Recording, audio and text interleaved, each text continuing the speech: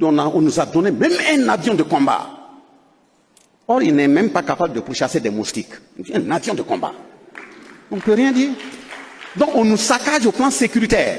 Et on dit, comme dans l'accord, on a dit que vous ne pouvez pas payer des armes ailleurs, vous êtes obligé de payer chez eux. Ils connaissent votre capacité de feu. Ils connaissent le nombre des militaires. Ils connaissent le nombre des gendarmes. Ils connaissent le nombre des policiers. Puis vous ne pouvez pas recruter sans leur accord. Il faut d'abord eux leur accord. Donc, ils connaissent le nombre, ils connaissent comment vous êtes doté en armement. Et ils savent, s'ils programment de venir par des bandits vous attaquer, ils savent par où attaquer et comment attaquer. La preuve, rien que 3, 5 ans, 6 ans, 7 ans en arrière, demandez. C'est vrai qu'on dit que c'est la grande muette. Mais quand c'est la grande muette là, il faut qu'il y ait des grandes gueules pour parler en leur nom. Il faut leur demander, on dit d'aller sur le front de l'attaque. Et moi, en tant que président, ce que je leur dis, c'est de dire, il faut les envoyer sur le lieu de feu. L'essentiel, ils n'ont pas besoin beaucoup d'armes. Arrivés, ils n'ont qu'à taper la main. S'ils font du bruit, l'ennemi ne va pas venir. Depuis quand, devant un djihadiste, on va taper des mains pour chasser des djihadistes? Ils ont vécu ça? C'est sérieux? Ils sont 200 parmi eux, même casque ou bien gilet là. Ça ne vaut pas 40. Les armes, il n'y en a pas. Et ce sont ceux qui sont en train d'aller, qui emportent les armes. Et ceux qui sont sur le terrain. Mais quand vous dites même à quelqu'un d'applaudir, faites du bruit jusqu'au matin. Mais il fait du bruit à partir de 19h jusqu'à 4h du matin. Il est fatigué, il dort. Mais on ne peut que venir le canarder. Ils disent, bon, comme ils ont donné les indépendances formelles, on sait que ça ne contient rien. Et ils disent à ceux qu'ils ont choisis pour diriger nos pays là, ne te crois pas président, hein. C'est nous qui t'avons mis ici. C'est nous qui te disons ce que tu dois faire. Il faut bien le retenir. Et retiens que tu n'es rien. Parce que quand l'intéressé est désigné en tant que président, on donne l'impression que c'est nous qui l'avons élu, c'est eux qui l'appellent là-bas. On prépare sa venue d'abord. Et puis on le reçoit. Dans leur truc culturel. Dans leur chambre noire. Où on met des épées de part et d'autre. On met des musiques qu'il n'a jamais entendues. On met des écharpes sur lui, il ne sait même pas où est-ce que ça a été badigeonné. On lui donne des décoctions, il boit. Et sans ce moment, on lui dit, à partir d'aujourd'hui, tu es président en notre nom. Tu ne réponds que de nous. Et comme tu ne réponds que de nous, quand tu vas retourner, on te donne une liste. Qui doit être ton premier ministre? Qui doit être le ministre de la Défense? Qui doit être le ministre de la Sécurité? Qui doit être le ministre des Affaires étrangères? Voilà. Et qui doit être le ministre de l'Économie et des Finances? Le reste, le nombre d'ethnies que vous avez dans le pays, le nombre de religions, le nombre de régions, panache avec les autres postes pour que les populations croient que c'est leur gouvernement. Donc, on met en place une constitution, voilà la loi. Mais le contenu de la loi est un peu badigeonné pour donner l'impression que c'est différent de Code noir de 1685. On dit voilà votre loi même, la constitution, c'est ça.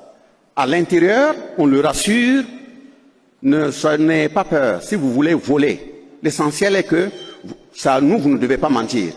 Et quand tu vas aller là, voilà 11 comportements que tu dois avoir. Le premier comportement, ta maison où tu habites, tu dis que c'est la présidence là.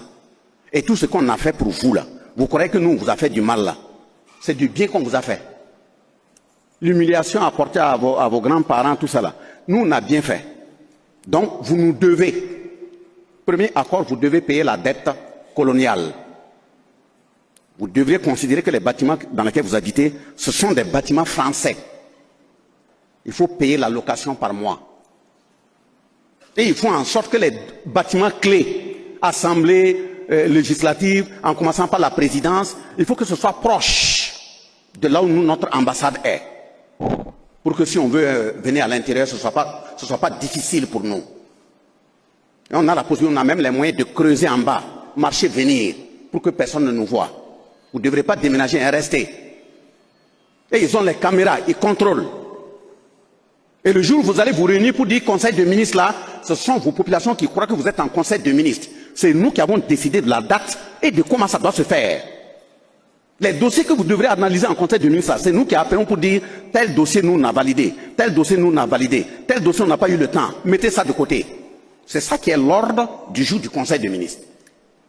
Et dès lors que vous finissez, vous sortez, vous dites, bon, on a validé ça et ça. On dit, attendez d'abord. Ils lisent le contenu du rapport. S'ils sont d'accord, ils vous amènent et ils disent, allez-y, publiez dans votre journal officiel. Gare à toi. Si un dossier qu'ils ont mis de côté, toi, tu le ramènes pour analyser parce que vous êtes en conseil de ministres. On vous l'a déjà dit. Pendant ton initiation chez eux, ils te l'ont dit.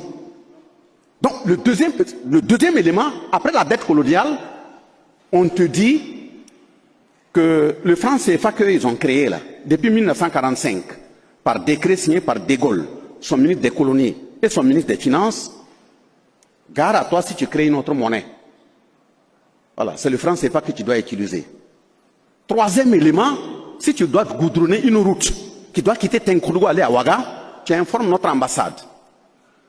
Il va appeler nos entreprises qui sont à Ouaga Bobo pour venir regarder. S'ils ne veulent pas, en ce moment, tu peux appeler quelqu'un d'autre. Et on lui dit, dans le cadre de la coopération, les relations avec les pays, gare à toi si tu titres une relation avec un autre pays. C'est avec notre pays seulement que tu dois coopérer. Au niveau de l'achat des armes et autres, la formation des militaires, vous ne pouvez pas coopérer avec quelqu'un d'autre. Hein. C'est nous qui formons vos militaires, vos FDS. C'est avec nous que vous payez le matériel militaire, pas ailleurs. Et chaque année, vous devrez faire le point de la richesse de votre sous-sol. Si vous trouvez du diamant, quoi, parce qu'ils sont venus, ils ont fait la prospection. Et quand ils ont trouvé ce qu'ils voulaient, ils savent que le sous-sol est riche, ils ont gardé ces papiers, et puis fait des faux papiers remettre pour dire que le sol ne contient rien. Au Burkina, oui, il n'y a rien, il n'y a pas d'or, il n'y a rien. Aujourd'hui, on commence à découvrir. 60 ans après les indépendances, la colonisation n'a pas disparu. Elle a simplement changé de visage. Les chaînes ont changé de forme. Elles s'appellent dette, franc CFA, base militaire et corruption. Les dirigeants africains sont devenus des sous-préfets d'un empire invisible, au service de Paris et de Washington. Nos richesses partent, nos terres sont vendues, nos voix sont étouffées. Mais une nouvelle Afrique se réveille, prête à briser les chaînes de la servitude moderne. Depuis plus de 60 ans, on nous répète que l'Afrique est libre, que nos pays ont conquis leur indépendance et que les drapeaux tricolores des anciennes puissances coloniales ont été rangés dans les musées. On nous enseigne dans les écoles que la colonisation appartient à l'histoire, qu'elle est un passé clos, une époque révolue. Et pourtant, quand on ouvre les yeux, quand on regarde autour de nous, quand on écoute les cris étouffés de nos peuples, on comprend que cette indépendance n'était qu'un mirage. L'Afrique, en vérité, n'a jamais été déliée de ses chaînes. Elles ont simplement changé de forme, de visage et de discours. Ce n'est plus la colonisation classique des baïonnettes et des drapeaux, c'est une colonisation économique, monétaire, culturelle et psychologique bien plus subtile, bien plus perverse, mais tout aussi destructrice. Nous vivons aujourd'hui ce que nos ancêtres auraient appelé la servitude moderne. Elle ne dit pas son nom, mais elle se manifeste partout, dans nos monnaies qui ne nous appartiennent pas, dans nos armées encadrées par des forces étrangères, dans nos médias contrôlés par des multinationales, dans nos présidents qui obéissent à Paris, à Washington ou à Bruxelles avant d'écouter leur propre peuple. Voilà la triste vérité, les dirigeants africains, pour la plupart, ne gouvernent pas leur nation. Ils exécutent des ordres. Ils sont devenus, comme le disait le président Thomas Sankara, des préfets coloniaux, des gouverneurs chargés d'assurer que l'Afrique reste à genoux, au service des puissances qui l'ont pillée hier et qui continuent de la piller aujourd'hui. On nous a fait croire que la fin du code noir signifiait la fin de l'humiliation. Mais le code noir a été remplacé par d'autres codes, écrits dans des bureaux feutrés à Paris, Londres ou Washington, le code du franc CFA, le code des accords militaires, le code des dettes éternelles. Nos pays ne sont pas libres, car ils n'ont aucun contrôle sur leur monnaie. Le franc CFA, cette monnaie qui porte encore dans son nom la marque de la colonisation, est le symbole le plus éclatant de cette domination. Il enferme nos économies dans un système qui enrichit la France et appauvrit nos peuples. Tant que nos réserves seront déposées à la Banque de France, tant que nos banques centrales devront rendre des comptes à des technocrates étrangers, nous ne parlerons que d'indépendance sur le papier. Les dirigeants français ont simplement changé de stratégie. Là où autrefois ils envoyaient des soldats, ils envoient aujourd'hui des diplomates, des conseillers, des ONG et des multinationales. Là où ils imposaient leurs lois, ils imposent maintenant leurs contrats. Le néocolonialisme se cache derrière des mots séduisants: coopération, aide au développement, partenariat stratégique. Mais en réalité, il s'agit du même mécanisme d'exploitation, Les matières premières africaines partent vers l'Europe et les États-Unis à des prix dérisoires, pendant que nos enfants meurent dans des mines, que nos jeunes fuient sur des pirogues et que nos terres sont accaparées par des investisseurs étrangers. Et chaque fois qu'un dirigeant africain tente de s'affranchir de cette domination, chaque fois qu'un chef d'État ose prononcer le mot souveraineté, il devient une cible. Le sort de Patrice Lumumba, de Thomas Sankara, de Muammar Kadhafi, de Sylvanus Olympio, de Laurent Gbagbo, nous le rappelle. Tous ont payé le prix fort pour avoir voulu sortir du carcan.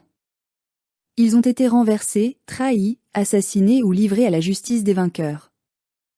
Les archives déclassifiées de la CIA, de la DGSE et du MISI confirment aujourd'hui ce que nos peuples savaient déjà. L'Afrique est tenue sous surveillance, chaque pas vers l'indépendance réelle est perçu comme une menace. Les dirigeants africains qui acceptent de collaborer avec ce système, eux, sont récompensés. On leur déroule le tapis rouge à Paris, on les invite au sommet France-Afrique, on les couvre d'éloges dans les médias occidentaux. Mais en échange, ils doivent maintenir leur peuple dans le silence et la dépendance. Ils doivent réprimer toute voix dissidente, emprisonner les journalistes, manipuler les élections, et vendre à prix cassé les ressources de leur pays. Voilà le prix de la docilité, le pouvoir en façade, mais la honte dans le cœur. Ce système est si bien huilé que beaucoup de nos frères ne voient plus les chaînes. Ils croient à la propagande des maîtres. Ils croient que sans la France, l'Afrique ne peut pas vivre. Ils croient que sans les États-Unis, nous n'avons pas de sécurité. Ils croient que sans l'Europe, nous ne pouvons pas penser. Et c'est là la victoire la plus terrible de la colonisation moderne, avoir colonisé les esprits, avoir fait croire à tout un continent que sa survie dépend de ceux qui l'ont détruit. Mais l'Afrique n'est pas condamnée à cette servitude éternelle. Nous avons en nous les ressources, les intelligences et le courage nécessaires pour briser le cycle. Les pays de l'Alliance des États du Sahel AES, le Mali, le Niger, le Burkina Faso montrent aujourd'hui qu'il est possible de dire non. Ils ont chassé les bases étrangères, repris le contrôle de leur armée, revendiqué leur droit à choisir leurs partenaires. Ce chemin est difficile, semé d'embûches, mais il est porteur d'espérance. La clé de notre libération réside dans 3 principes, l'unité, la mémoire et la souveraineté. L'unité d'abord, car tant que nous serons divisés, l'ennemi régnera.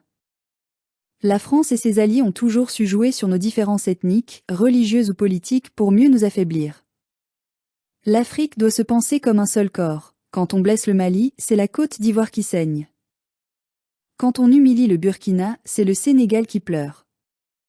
La mémoire ensuite, car on ne peut pas construire l'avenir sans savoir d'où l'on vient. Tant que nous enseignerons dans nos écoles l'histoire écrite par les colonisateurs, nous continuerons à penser comme des colonisés. Il faut raconter à nos enfants la vraie histoire, celle de nos royaumes, de nos résistances, de nos héros. Leur apprendre que nos ancêtres n'étaient pas des sauvages qu'on a civilisés, mais des peuples dignes qu'on a trahis. Enfin, la souveraineté, elle ne se demande pas, elle s'arrache.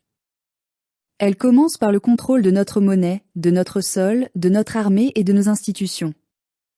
Elle se manifeste dans la capacité à dire non, dans la dignité de refuser des accords injustes, dans la force de choisir nos alliances.